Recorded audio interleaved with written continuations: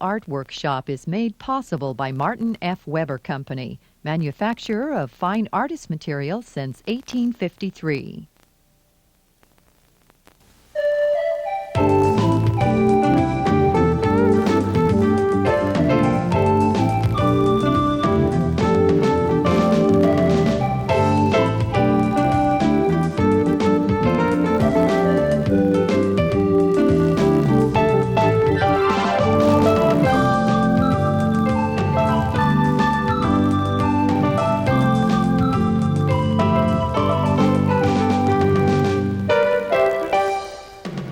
I'm Sue Shiwi, and I'm going to show you a lot of different ways you can use acrylics.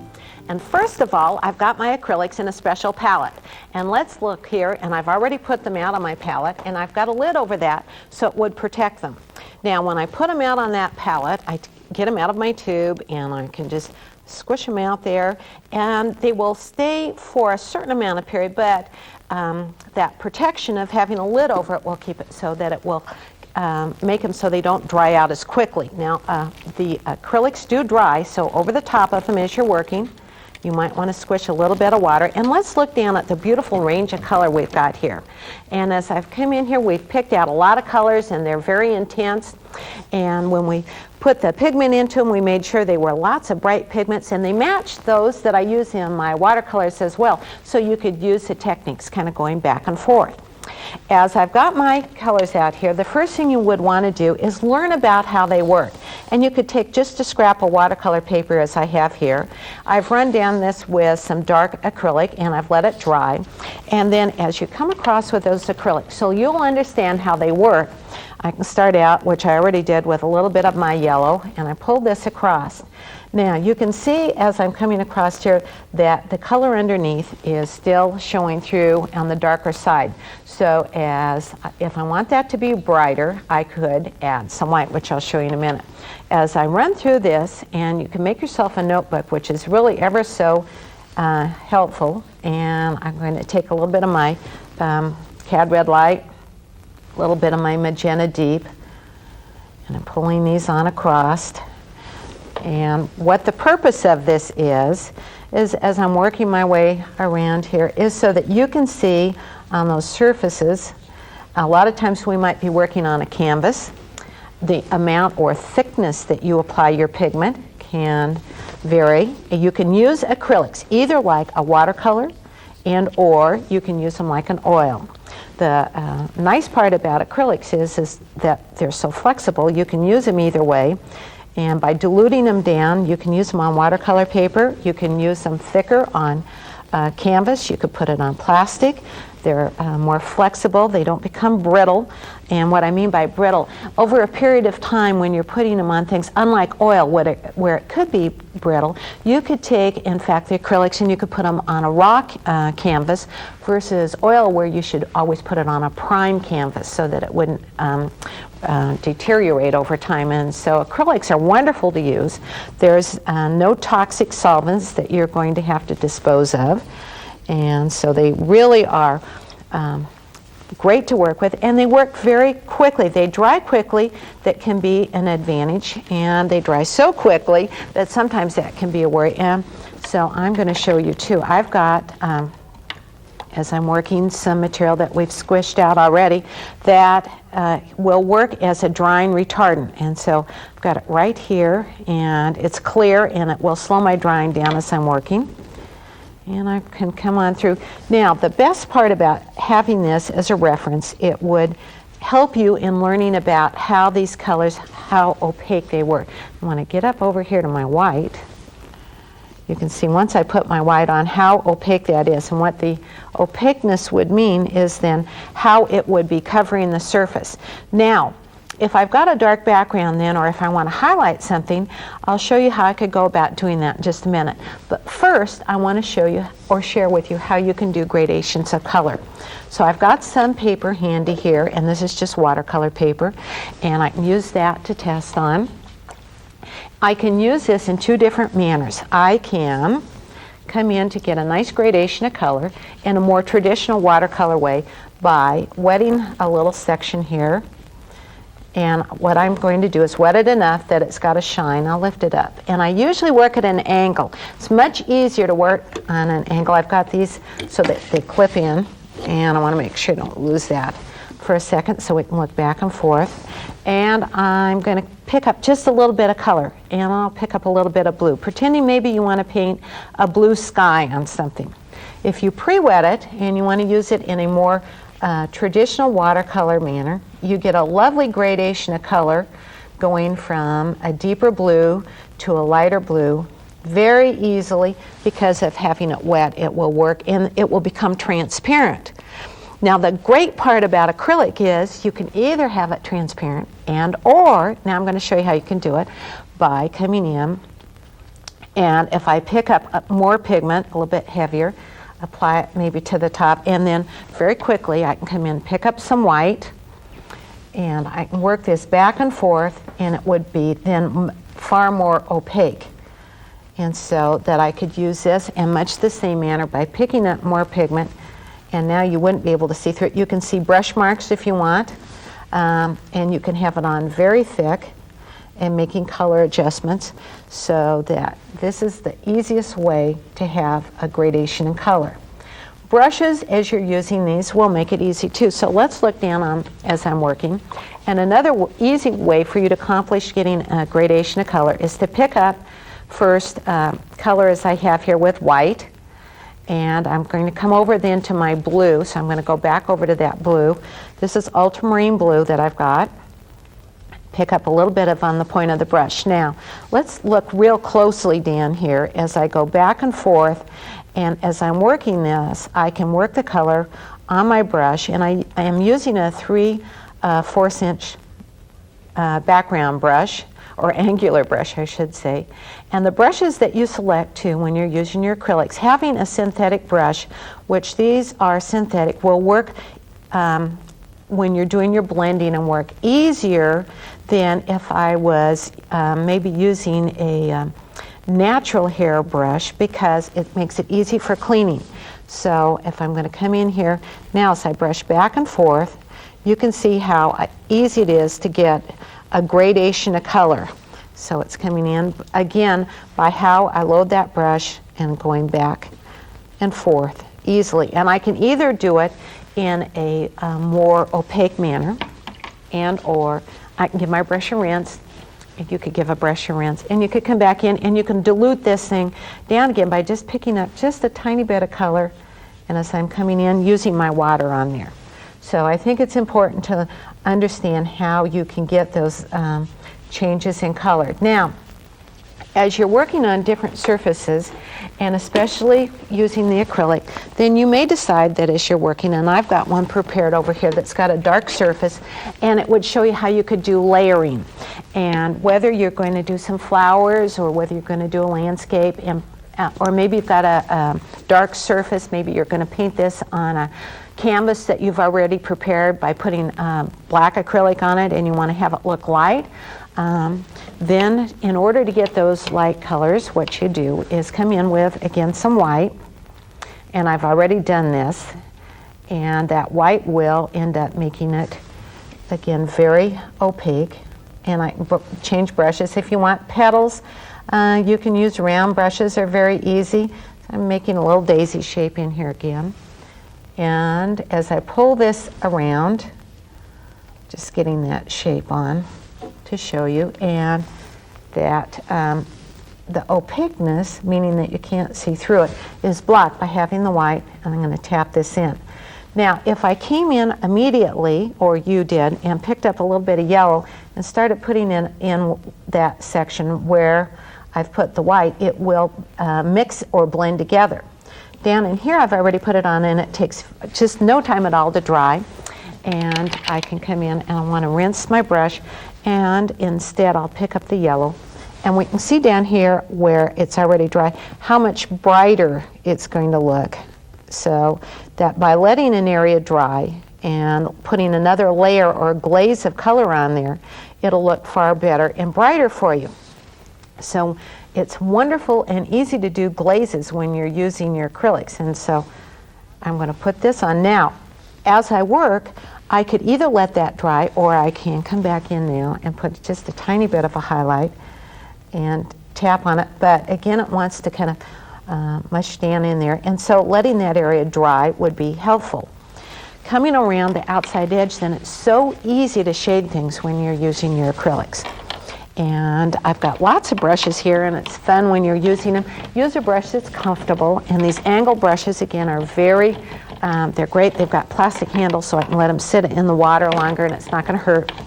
And as I come back out, I pick up some little bit of color. I can pick up maybe a little bit of violet I've got here. I've got some magenta deep, cad red light, and ultramarine blue. Beautiful, bright, jewel-like colors. I've got more color on the point of the brush, and as I come along here, then I can just barely touch down a little bit of color, and you can see how the first foundation color won't move, and I can very easily come down then and get separation, get a lot of detail when I'm working in flowers and in petals that you could not achieve as quickly and easily with other mediums. Now, I want to come back in here, and already this area would start to be drying, so I can come back in and I can set it so that the colors would deepen and darken in there, so it dries so quickly. It's easy to make adjustments, easier than any of the other mediums, such as using your watercolor and or with your oil. Of course, takes time to dry. So I'm going to pull this right on in. Each of the mediums have advantages in looks and whatever, but the acrylics is really, they're very easy to use, and you can see how fun and easy it is to get a lot of detail, and they're very brilliant. So you can come in. Now, if I was, of course, using my watercolors, I couldn't get that real bright color over this dark surface because the watercolors are designed to be transparent. Now, I want to show you as if you were looking on another flower, and I've already put some white in here, but whatever your flower or leaf shapes, if I want them to be, again, brighter on this darker surface, I can come in and just start to put a little bit of a light wash of color on there. That might be referred to often as putting on a base on there. And I want to come on through. Now, as I'm doing this, if I change my mind, of course I can paint back over it. And you can see how this is even pretty with having just a little tint of color in a background. So there's so many options and things that you can do with when you're using your acrylics that you might think about doing a whole painting with just a little bit of color. I'm going to come back in now and make a brighter flower out of this. And I can put in my center section. I'm going to this is dry now. I had already put in a white base, and I want to pull this back out. And as I pull this out, I want to come on around. Then I can pick up some colors. I can make this look like a petunia. And I like to paint flowers, so knowing how to get those really brilliant colors on there, I think is important. And pull that around. Look how bright that is in shape. And then I can pull this on back. Now, when you're using your acrylics, they do dry quite quickly. So as I'm working, I want to think about maybe planning a little bit ahead. If I could not just block in white in a lot of different petals and then come back in. You'd want to work one flower at a time, coming back on around with a little bit of dark, deepening this, and you can see how brilliant then the color would look and appear here versus what might happen. And again, you could see on that color chart, if I was trying to get the color, I'm going to put these same colors out on a dark background. So you can see where they're very rich looking, but they aren't going to look as bright. And I've taught painting for many, many years, and trying to give you as many helpful things that will make your painting more pleasurable and you can have fun. So you can see how when you do it you might be a little bit frustrated, not realizing how important putting some of these bases or these undercoats could be.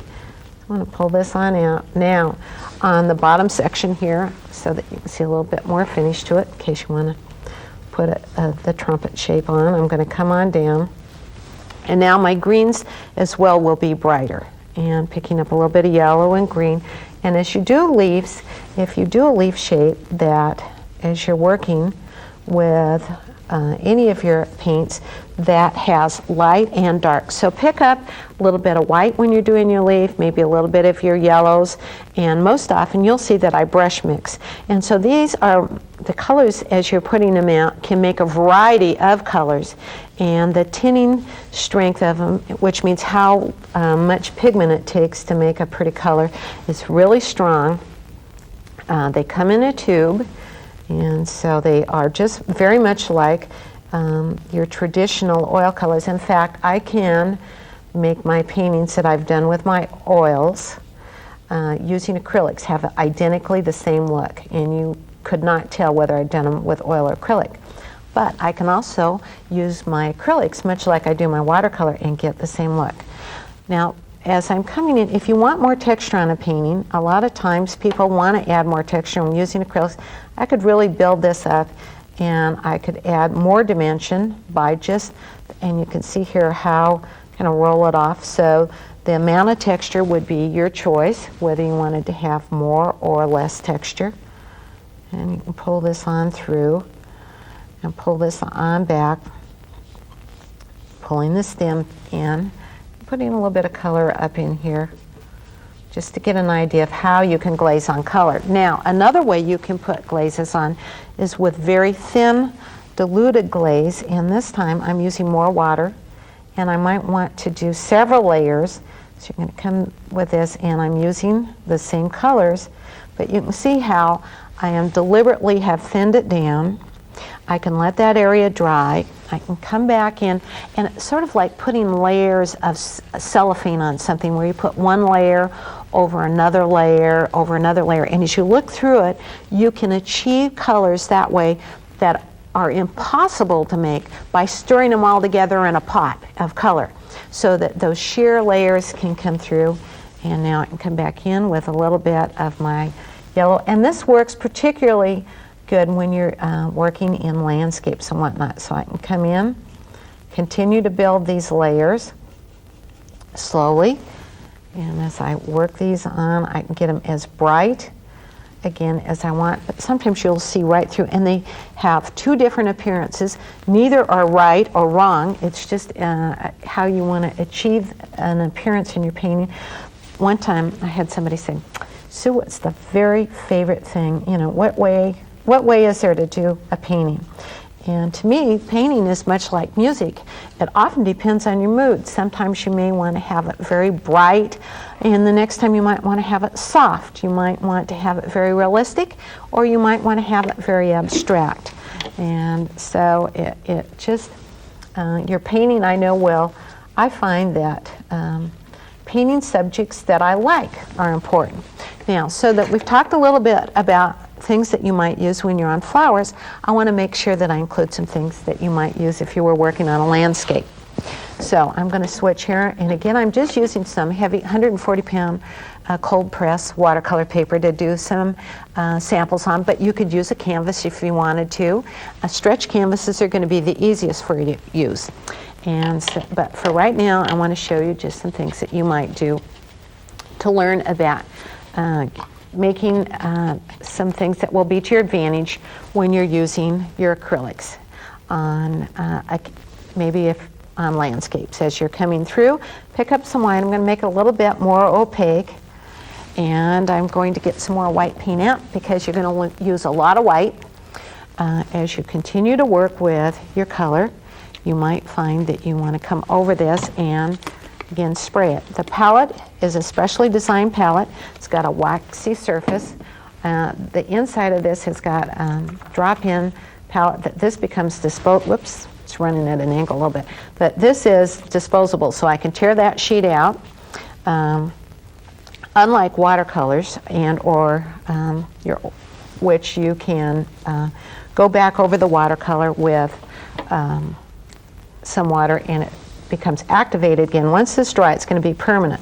That can be an advantage, and it can also work as a disadvantage. So you want to make sure if you're painting in an area, you want to clean it off. You want to make sure your brushes are really clean. At the end of the painting, you can't just let them dry, because otherwise you could put a nail on the wall with them. So making your brushes clean, if you have an interruption, make sure you put them in a container that is going to work well for you. And I can to clean them out, and don't let any paint dry in them. Pull this back and forth. Once, I've had several people say, well, what do you do when the paint dries in your brush? Probably you're going to throw it away. I've heard it doesn't come out very easily, and you can try different things, but I've never found any that work real well. What happens when paint dries on your clothing? Well, you might think about painting it a different color, but so you want to wear things that you don't want to spatter paint on yourself when you're using your acrylics. The advantage is it's great if you want to do some fabric painting. Now, I've got automatically I go for a nice gradation of color, but I'm going to come in here now. I want to put some yellows in, just a little bit, and as I'm showing you, I'm going to pick up white and a little bit of yellow, and I'm going to pull this back on through just up a little bit so that you can see how those colors will work underneath something for you. I'm going to continue to kind of lighten and work my way down with a little bit of yellows, making this bright in here. And then I'm going to come down towards the base here. So let me clip that. And I think now I'm going to go ahead. This is dry. I hope that if you've seen this, you've gotten an idea of how the colors are either opaque or transparent. And you can see the most opaque is white. But I could add white to any of these and make them work so they would be more opaque. I'm going to come down to the bottom section here. So I make it look sort of like a sunset. I love the bright colors of the sunset or sunrises. And as I come on through with this now, I can let that set for a minute, and you can see how brilliant those colors are and how vibrant. And maybe you want to have it so it looks like a snow scene up there. And so as I'm working over the top of it, I can come in and use these again, much like you might an oil, picking up a little bit of my white, and I can come over and pick a little bit of my blues, and I'm going to have my paint on a little bit thicker, and I want to put in a little bit more blue in there so it'll look like the morning's just starting to have a little bit of color with it coming through in the distance. I'm pulling this on down, a little violet, and you can see how this becomes then more opaque. You can see some of the colors through. Now I can either allow some of those colors to show through, or I can put it on, picking up a very thick amount of paint, so you can see how thick that is, and building up a lot of texture, gliding this on down into the surface or onto the surface of the paper and or canvas. Pull this on through. And as I'm creating these, putting on thick texture, I don't press down really hard. You could use a painting knife if you wanted to put some of the texture in. And I want to come right on across here. Put a little bit more sunshine, glow of the sun coming in.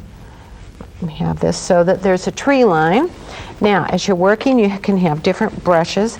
And so, as I'm coming through, I want to pick up just a little bit of my blues and some of my violets, so that as I pull this through, I can lift this up,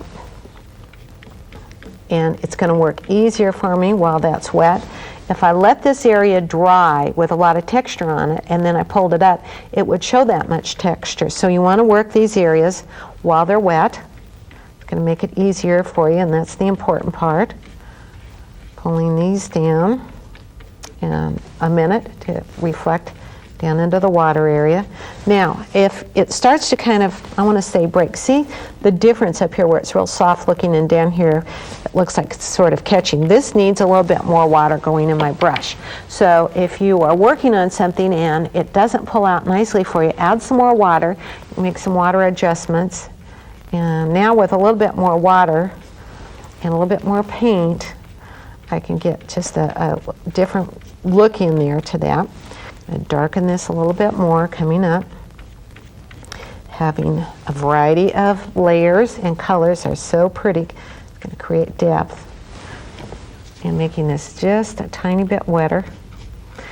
Now, pretending we're on this and you're saying, but I want to put some clouds in my sky.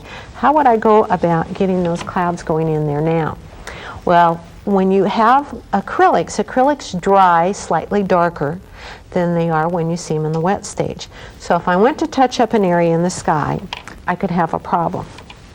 But I can easily create clouds in there by picking up a little bit of my white, and I'm going to pick up a little bit of yellow, might be up in the sky. And as I come through, rather than painting it on like this, where it's a little bit too smooth, I'm just kind of blotting that on. And so if I put it on too heavy, I don't like particularly the look of that, because I like things that look a little more realistic. So I come in and I push this in a circular motion, take that paint, so it's going to look like it fits in to the sky section, put some water on it, smooth this down, and you can see how easily then you can soften the bottom edge. I have a hard edge and a soft edge. So I'm going to soften this down in here so that that soft edge, put water on it.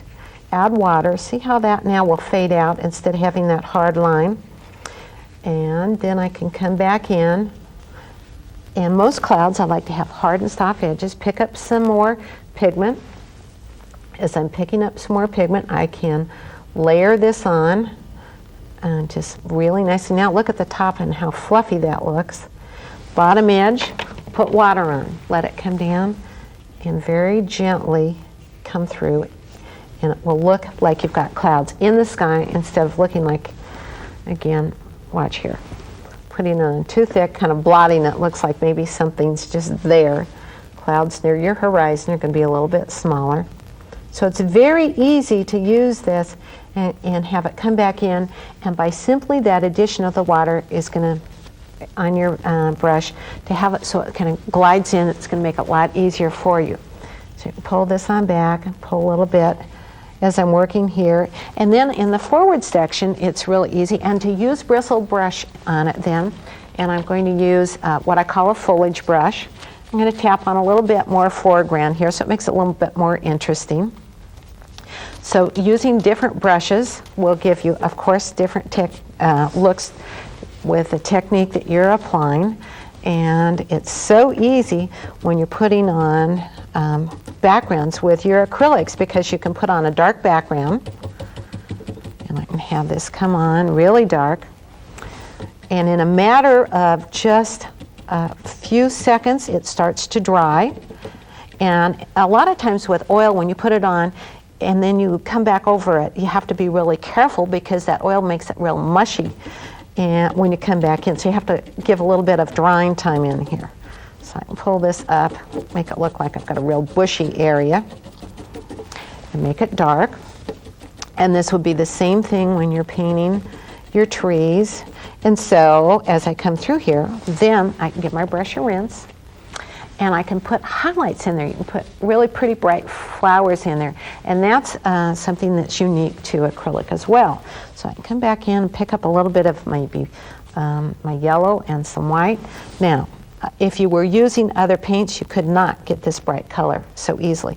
Look here how easily you can tap these in and get nice, pretty flowers, and it makes it fun to be able to do. And see how that light comes right up in there so nicely, and making it the easiest way that you can put foliage on. Each medium has, as I said, the bonuses, and this is just a great one when you're using your acrylics. I can come back through now, and of course when you're painting, using a liner to come back in and do a little detail again. And as you looked in, I continue to add water in here to make this so that it will move easily. So you can do a little line work and come back in. And as I hope as you've been watching this, that you've been able to learn some things that you'll be able to start your painting. First of all, start with some of the color charts, seeing how it looks. Secondly, try putting on some white on a dark surface and then coming back over it, being patient. And coming back in and trying it with a little bit thicker paint and then a little bit of thinner paint. If you're in a real hurry, remember to come over it, and you could get a hairdryer on it, and you can slow it up with putting in some of the gel, and so that will end up making it go a lot slower as you're working. And I hope that you're going to be able to use some of these techniques with your acrylic.